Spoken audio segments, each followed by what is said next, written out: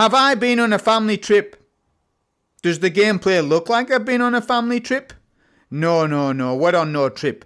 We're trying to hold the game together. For what's last of it, I'm in the tower making sure nothing's weird.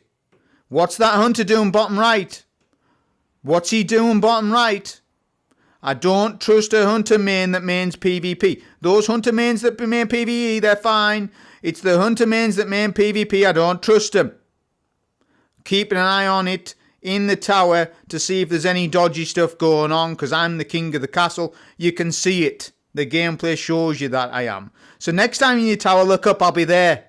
I'll be there watching you from a distance, son. Watching to see if there's anything dodgy going on. I'm holding things together. I'm on no trip. Look, I'm scanning it. Is there anything weird going on? There's not a lot of people here at the minute, but that's when you get your dodgy characters. Who put fallen enemies in the tower? What was that about? Why is the fallen in here?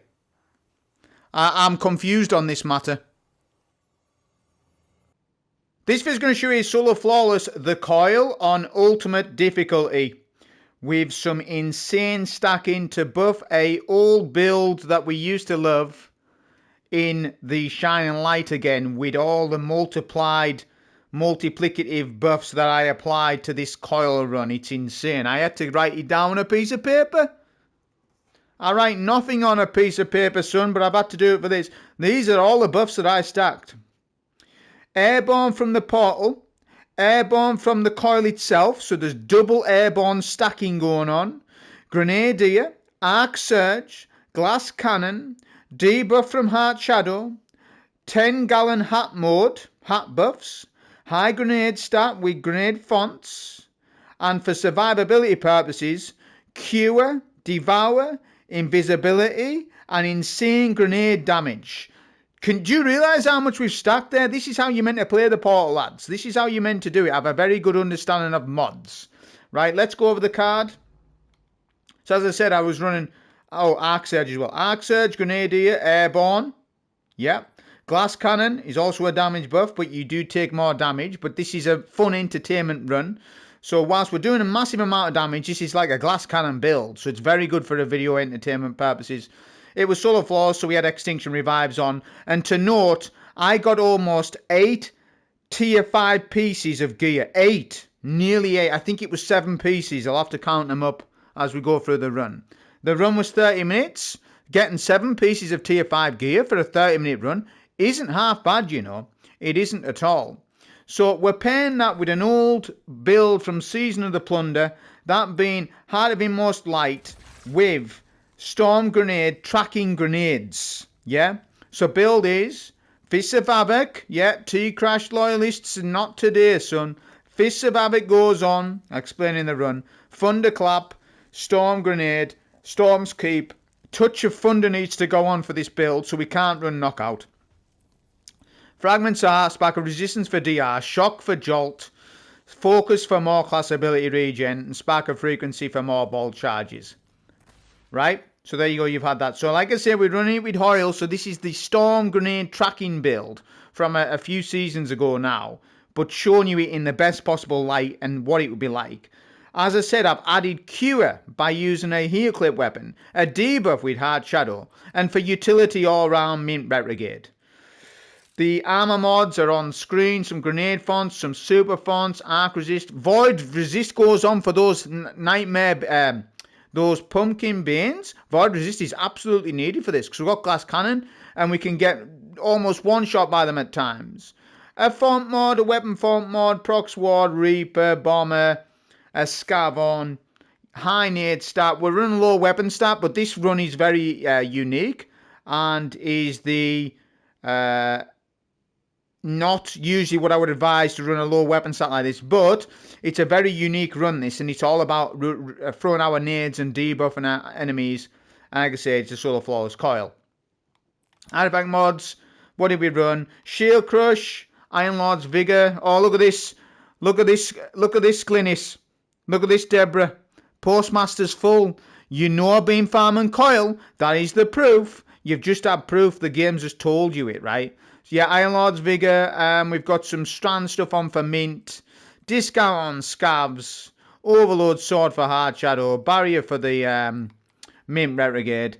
And that's literally all our stats on with the run. Okay, so here is that Solar Flawless the Coil on a Arc Coil Storm Grenade Titan. We're going to pick up the Wishing Glass to spend our first buff, which will go on Airborne. Airborne mod from the Coil and Airborne buff from the Portal are two separate buffs, which means we are double stacking into Airborne gameplay. Very unique gameplay with the Storm Grenade build. This is what gave me the idea from the get-go. I was going to Solar Flawless Coil the other day, but I didn't have time the other day to do it. Today I have time to do it, so that's obviously why I'm doing it, and, you know, I'm just going along with that. So, you get 4 major bosses, I believe, in this. 4 major. I'm using Hard Shadow because, well, it's going to add me a 15% weakening, which is going to enhance my grenades even further on top of everything else, and it's good for skip. It's good for Flipper to skip on this bit, understand it. It means we can skip this transition guardian, that's what it means. I'm looking for 3 plates. Now, I'm quite well rehearsed in this now, in terms of now I remember where all the plates were. A few weeks ago, I'd sort of was rusty on Coil, and I was like, I can't mind where all the plates are and stuff, but now I'm well rehearsed. I know where all the plate configurations are. And we can just skip like this, look. Which generally, these snipers and the pumpkins in this hit extremely hard. I would go as far to say is, the Festival of Lost has actually artificially increased the difficulty for the Coil on ultimate difficulty, because there's pumpkin banes every place you turn. Every single ad wave will have a pumpkin bane. You're probably fighting upwards of 50 pumpkin banes in this. At least. Count them. Somebody count them then. Although it'll be difficult.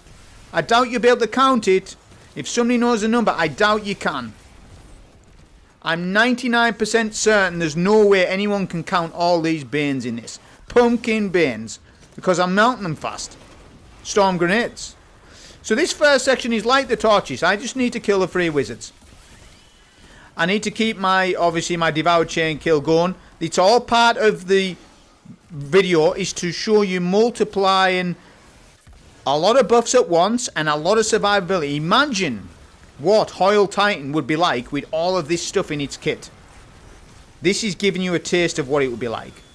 With the Cure, the Devour, the Invisibility, the Weakening, the insane damage buff of Storm Grenades. We use a super here. Airborne's on, remember. This will enhance Fist of Havoc. Now, Thunder Crash loyalists, you wouldn't use T-Crash for this. Why would you not use it, Titan mains? Please give me the answer. Enlighten us, because I don't need to tell you, I don't think. I think you should just get the answer, right? A lot of Titans, they worry. Oh, damn. I'm in an LFG GM. I'm in this. I need T-Crash. I need to use T-Crash. I'll never use Fist. If I use Fist, it looks like I'm a Blueberry Titan, which that's not true at all. Now, I check Secret Cave. I call this Secret Cave. Look, roll the dice. Always check Secret Cave, because there's a chance of a plate here. Right? Now, I'm collecting some pots of fused glass, but I'm not going to go out of my way to collect all of them. I want to do this relatively quick. I don't want it to be a 40-minute run. I don't want it to be too slow of a run. I just want it to be a nice video, self-contained video showing you this. Right? So Pervading Darkness, to reset it, you need to stand in the light. You can't just run through it. I've got my 3 plates, skipped all the ads. I'm happy enough. Combat Fatigue is on the right-hand side. That is Glass Cannon. We will get hit harder in this. Screebs will one-shot us, and Nightmare Pumpkin Banes will 3-tap us around about. If we stand too stationary, we will die to them. That's what Void Resist is on for. I've had to spec for Pumpkin Banes in this. Can you believe it? I've had to. Got Glass Cannon on, but it's all part of the video because I'm getting damage buff because of it. Glass Cannon. So, we get a Storm Grenade on the Wizards. This is the first initial boss. We're going to cycle my abilities with Hoyle by using Thunderclap, Stormnade, Barricade. Right? We want the Barricade still, rather than the side dodge, because the Barricade soaks up damage at times, and, you know, it was better with just using the Barricade for this, because there's times when we want a Barricade. Although the low cooldown would be on the dodge, of course. We understand this. I'm explaining to you why I ran Barricade. Yeah. we get rid of this farm wizard. Not the farm wizard. The wizard at the side here. We need to get rid of these wizards, basically, to take down the boss's shield. Every day, Coil has different resets, but every single day, there's a different type of reset. And on a given day, the bosses are fixed. But when the next reset happens, like say for example, the day when today's reset happens, it's different. It's a different rotation. It's the Vex rotation. So I believe there's like the Vex rotation and then the Scorn rotation. I think it's working something like that. It's very strange. It's not just fixed every single day is what I'm saying. 3 wizards are melted with the Storm Nades. Now it's boss DPS. So the idea is to debuff the boss, keep debuffing, keep Storm Grenading the boss. Bit of bait and switch mint. Look at the melt. Remember, this is ultimate. So I want you to really pay attention to all the damage I'm doing because of all these buffs. Storm Grenades chunking. Look at that. Especially when we jump up air, we're getting double airborne there. Double airborne buff. And we can get the debuff on them as well. I'm going to come to the back of the map a little bit to try and isolate the ads away from the boss. Yeah, I've got a super in reserve, which I will use when the boss gets a little bit lower than what he is now. Remember, I've got to reset Perverting Darkness anytime I need to. I don't think I bother. Yeah, I think I'm just killing him. Or he's weak enough to kill just about. Got Perverting Darkness times 6. I'm weak after exit point. Might trade on the kill. Don't want that. Remember, it's solo flawless. We cannot wipe here. By the way, you could just run limited revives. You don't have to do extinction revives. You know. That's obvious, right? If you want to farm Coil, you don't have to do extinction revives. I'm sure you know that.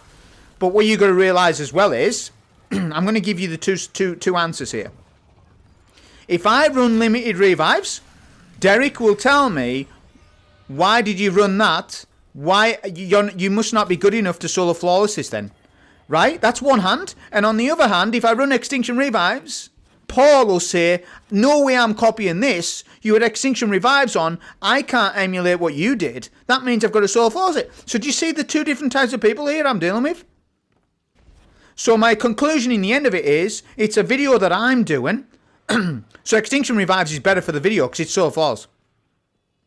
It's better for the video. It's better for the quality of the video.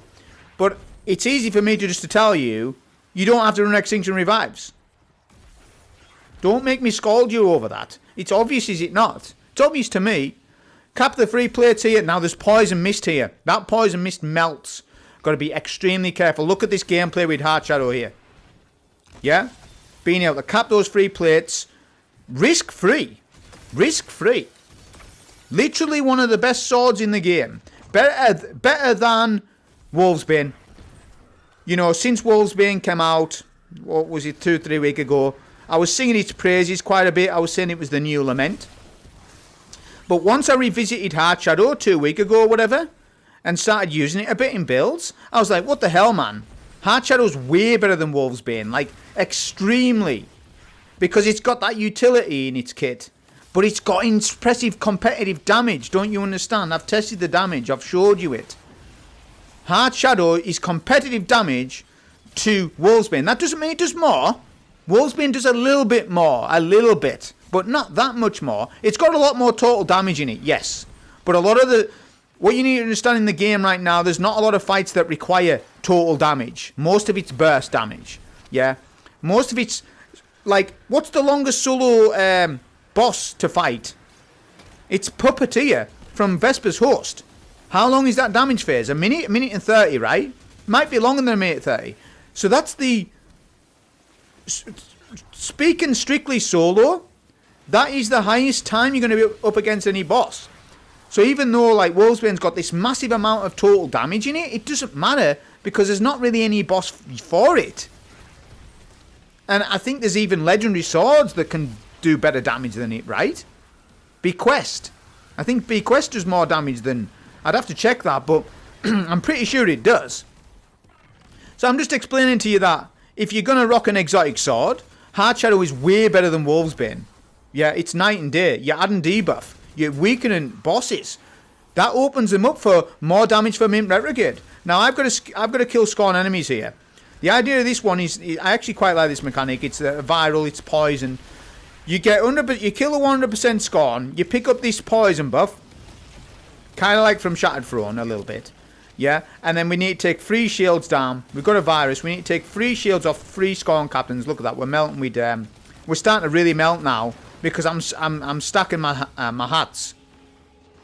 On top of everything else, double airborne, hat gallon buff. We're stacking so much on this run. I think it's a very good run for entertainment purposes. I really do think that. That's why I've designed it like this.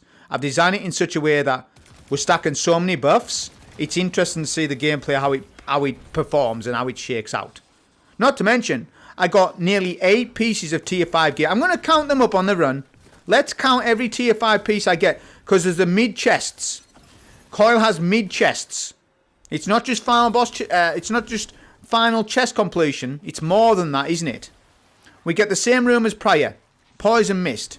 Yeah. We need to make sure that we're capping the plates.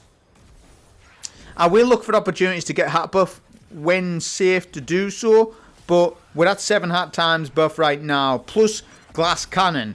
We've got a lot of damage at the moment, right? We've got a lot, so it's not my priority anymore. I've done a lot of setup for this run. Yeah, we're probably, almost halfway through this run now. Now we're set up for the rest of the bosses, and we'll be able to melt so many bosses. He's boss 2, I believe. This is the main boss, boss 2. So Stormgrave goes in middle. On this fight, it can be dangerous. You can absolutely die from Banes, Pumpkin Banes. You can. We need to get the viral buff again from the glowing Scorn Captain. Yeah. And I want a Storm Grenade and a Barricade at the ready when I pick up that buff. I'll go in Viz. Look at this. I can strategize so much. Get my Elemental Virus. Ogre goes down. Immediate melt. Look at that. Then the shield, look at the overshield. Goes straight away. I'm jump shotting with Mint. I'm getting hit by a lot of ads. But I'm strafing a lot of their attack.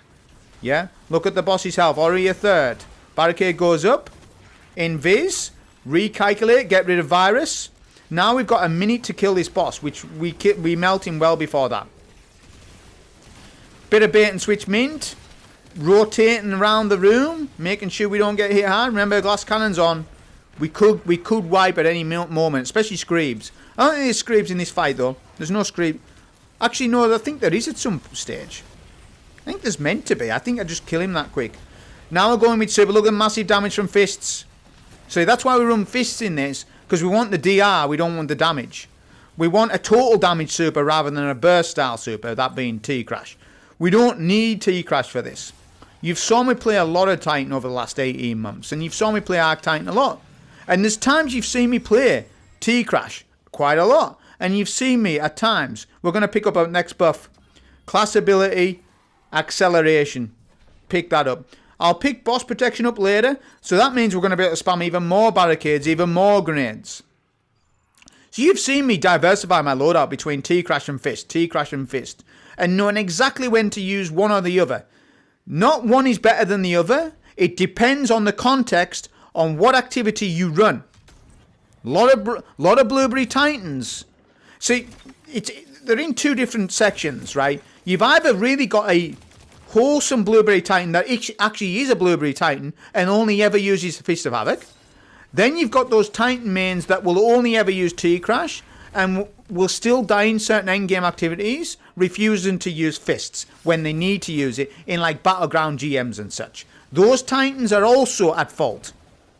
They're nearly as bad as each other. Both the Blueberries and the Arc Titan mains that will only main in T-Crash, it's a problem, right? Whereas you've got me, I'm not saying I'm the best Arc Titan in the world. I'm explaining to you that I know exactly the difference of when each super should be used and when not. The DR is incredible from Fists. You are overlooking and underestimating the amount of DR you get from a Roman super. And in solo gameplay, it's enhanced. In fireteam gameplay, it often isn't needed to run some sort of Roman super like that. But when you're solo, being able to clear an entire room with a super and get that DR is invaluable. Yeah, so that's what I'm trying to explain. And this video demonstrates to you a good example of that. Now, we're capping the 3 plates. This room's very dangerous. There's traps everywhere. If you don't know the traps, you'll just die. You'll just die to the spikes immediate. Like there's a trap to my left there. Again, the plate placement is different as well. So we've got to be very careful in that room, right? Very careful. But that's that bit done. Now we're on to the next section. What we got here. There is a little bit of our... Whilst the bosses are fixed, the encounters are not. There's there can be a possible of possibility of 2 encounters per encounter, I believe. So on this one, you can either get the prisms or clear ads. Or you can get torches lit up on another section or clear ads. So it oscillates. There's a bit of RNG with that, which I wish there wasn't, in actual fact. I wish it was actually more standardized, so that when you do this, you know what you're going to get, and that people can have a go themselves a little bit as well. But technically, I've got the harder encounter here a little bit. Because we're not just on hard clear, we've got to do prisms. So just look at what the storm grenades are doing. Look at the tracking. Super goes in here because I've got it to burn. And I'll just get rid of this. Look at that melt on the Ultra Riven at Ultimate. Cannot super these harpies. That's the weakness of Fist. I could shoulder charge, but I'll just leave them. Because, yeah, we need to get rid of these harpies. I'll just use a bit of mint. I've got no range damage for them, really. Just mint.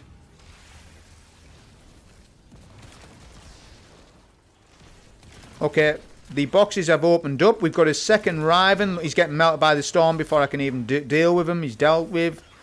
I go invis here, utility. Look at the amount of supplicants. It's very ad dense, this. Look at that. Stormgrave goes in. I'll go invis. There's 3 relics in mid. Now, because of the damage bonus from glass cannon and heart damage bonus, my relic is doing more damage to the squares. Isn't that good? Because generally, your relic will not do as much damage to these squares as it is right now. Yeah, it's generally 1 relic per square.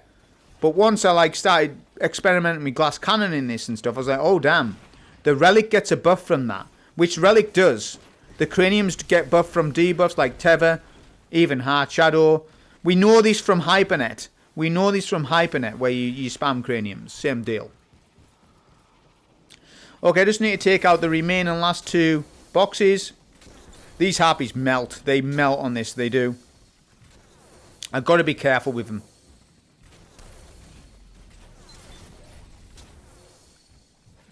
Okay, one more node to take.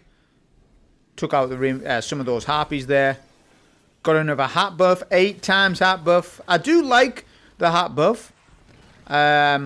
Obviously, but it's going to be going this week. That's why I'm sort of featuring it in a video, because it's very unique gameplay, this. And then after this week, this final week of Festival Loss, after this week, that hat buff will be gone. Right? It'll gone. So get a pulse, storm grenade on the boss. Look at the chunk. Boss spawns in. Debuff. Fist of Havoc. Boom. He's very tanky, that boss. I get weak. I told you. There you go. Proof. Timestamp 23 minutes and 6 seconds. You will see that beans, pumpkin beans, can melt you even in a super. Look at that. I was not expecting that. I was going about my business, super and the boss, looking at the damage, bewildered by it, thinking this is amazing, this run's really good. And then I get caught off guard by a pumpkin bean to my left. He absolutely destroys me in my super. I nearly wiped to him. That's it, man. The pumpkin beans has made this a little bit harder. It has, because they just do tremendous amounts of damage to you. Okay, now we've got this next section here. I've got a glass collector. I'm not bothered about him, though. I could have quickly killed him there, but I'm more concerned with all the plates and not dying to traps. Yeah, I don't want to be falling off map or dying to traps, so I'm concerned with where all these plates are. Yeah, I got a storm grenade in middle. The multitask of it. We'll get some of these vases for the fused glass. I haven't played with Hoyle Titan today. I do think they should rebuff storm grenades back, because the problem with Arc Titan right now is it's in a box. It's in a cupboard. And what I mean by that is it's very one-dimensional in what builds you run on it. Hazardous, Crest of Avalupi, yeah, or Curious of the Fallen Star. And all the builds are relatively the same. There's no variation with it. This one is a variation because the storm grenades will track the enemies. I would say that they should buff storm grenade damage. Storm grenade damage is okay. Right now it's mid. I would say it's above mid. Like, this gameplay footage obviously doesn't demonstrate base storm grenade damage. What I'm saying is, in everyday use, I think storm grenade could do with probably a 10-20% buff, with a bit of a more of a tracking buff and longevity. It should last a little bit longer than what it does.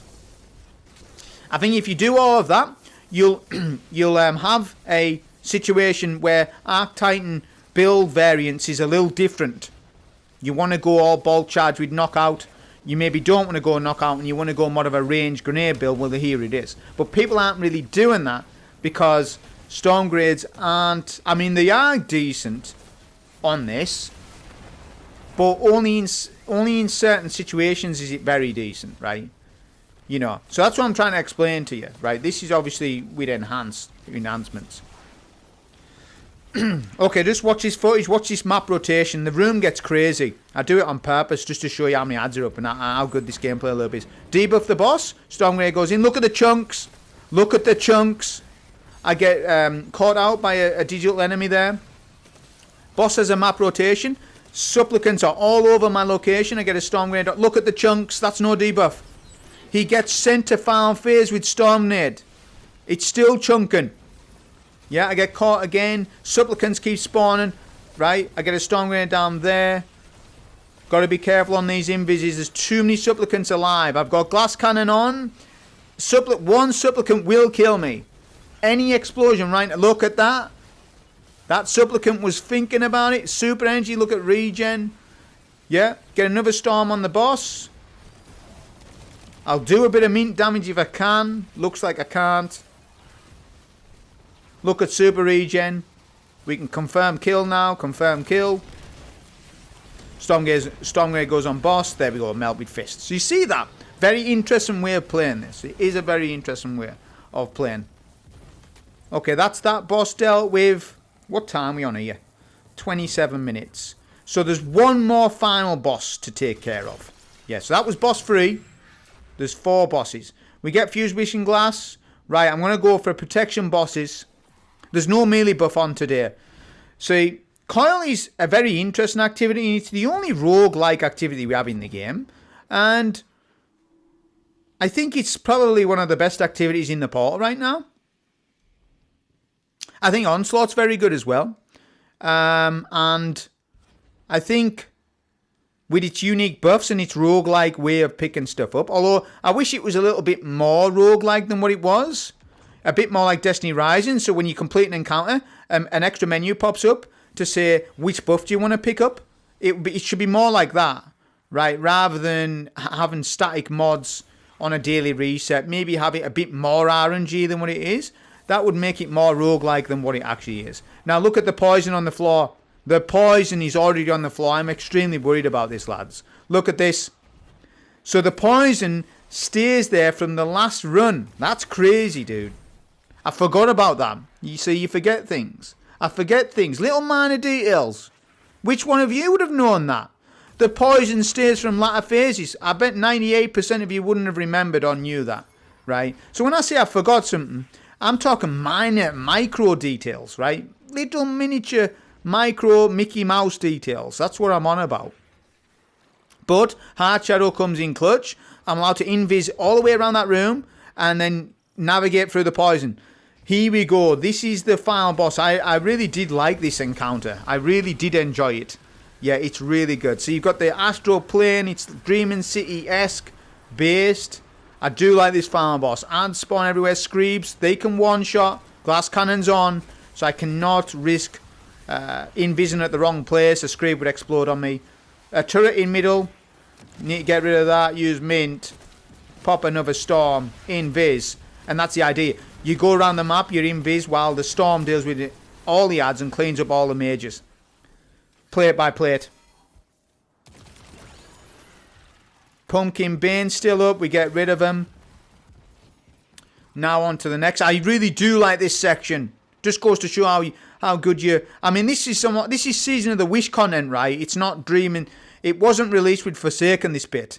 This arena you're seeing here was released with Season of the Wish, right? I believe so. Season of the Wish was actually a good season, to be fair. I actually did enjoy that season for some reason. Just really did. It was Dreaming City based. All your Dreaming City stuff is high quality content. It's Forsaken stuff. So yeah, it's very high quality. So I'm very biased to this encounter, as in I really enjoy it. Right, so there's another Scorn Trap in mid. I've got to be careful. Hopefully my Storm Grenade takes the turret, but it's not. It's tracking the ads. Look, I'm getting immunes. That's fine though. Nice little thunderclap there. Get a Storm in mid. Now it'll take care of the trap. There you go. Look at that. Melting all of those ads. If you blink, you miss. If you blink, you miss the ad clear on this. That's crazy, that. That's crazy. We're at 9 stack of a hat damage bonus. 13 stacks is max stack. So we didn't get max stack, but that's alright. It's alright. We're doing that amount much. We're doing so much damage that it just really doesn't matter at that point. Red bars will get deleted immediately. Ultras and VIPs will get destroyed quick as well. Scrapes are spawning left. Got to be careful. Remember, glass cannons on. I've told you 4 or 5 times glass cannons on. And they do one shot because I've tested it. If a scrape explodes on you, just one, you wipe. VIP in middle. Get a nice Storm Grenade on them. Then go invis. Look at that. VIP goes down right off the rip. Then they clean up the rest of the ads. So this is what a Hoyle Titan would look like if he had Cure, Devour, Invis. Yeah, you're stacking all of the other good things on all the other subclasses and giving it to Hoyle Titan. If this ever existed in a base stock way, well, it kind of does. You can use Buried Bloodline, right? You can use Buried Bloodline, but you can't go invis with Buried Bloodline. But Buried Bloodline would give Hoyle Titan Devour, and that is very good. So make sure you get Buried Bloodline if you haven't got it, which I've made a guide about that. Look, Poison's still up. Poison's still up. Look, my shields are broken. Nearly died there. See what I'm saying? This Poison Cavern is very dangerous right now, right? I'm very worried about it at the minute. Yeah? Look at that, get pushed by a pumpkin. There we go, the dreaded pumpkin. Get rid of him with Heart Shadow. See, that's the thing about Invis, is a lot of people have said in the past, you know, invisibility gameplay means that you're out of the fight, which is absolutely true. But the thing about Heart Shadow is, you can clean a VIP up and go invis. You're doing both utility and offensive gameplay all in one, and that's why it's so good. You could put Heart Shadow on so many different builds, and it would cook with it, because you had a debuff, a weakening. Final boss, the Trickster. So I'm going to go right in with the super, just use it, because I'll probably get it back quite quick. Look at that, nearly half damage to first bar already. To be fair, he doesn't go invis much on this, which is strange, because on Kel's Fall version, he always goes invis. So I actually prefer this Trickster over the Kel's Falls Trickster, because he actually pushes me, which I want him to. It means I can actually damage him, right, without messing around. But yeah, look, he's nearly sendable. Get another Storm Grenade in. He's shielded. In order to take down his shield, I need to get the virus. So now I'm looking for that shiny. Well, there's actually 2 shinies. 2 shiny Scorns. Right? Which he is not quite wiped yet. Look, we can assess things. You see that? You see that little gameplay there of being able to assess things when you're invis? That's why Spirit of the invis exotic class item is very valuable on certain classes. But it's for the exact same reason. You can quickly assess something before you engage when you're invis. Yeah? Shield gets melted with the virus. Now the boss shield's taken down. Now all I need to do is literally just... We get weak there of a Pumpkin Bin. It's not free quite yet. I'm trying to explain to you, it's not exactly free. We still need map rotation. We still need the map rotation because of those Pumpkin Bins. If Pumpkin Bins weren't in this, it would be nowhere near what it is, to be honest. And if I didn't pop on Glass Cannon, it wouldn't be as much of an issue either. But I went all in on that damage. We went all in on damage. Yeah, just evaluating where that boss is. There we go. That's him chunked. That's him finished. So that's the Solar Flawless Coil. I forgot to count how many tier 5s. I believe it was 7. Right, I think I get 5 pieces of tier 5 from the completion chest. One of them being a horror weapon. And I got 2 tier 5 pieces on mid completion chests earlier on. I'm pretty certain of it. So that was 7 pieces of tier 5 gear for this. That ain't too shabby, that. Look, I get Gunburn plus 4. And I had plus 2 armor pieces earlier on. So that, and then look at that, 2 mints. 2 tier 5 mints. Look at that. I'm sitting on loads of tier 5 gear, son.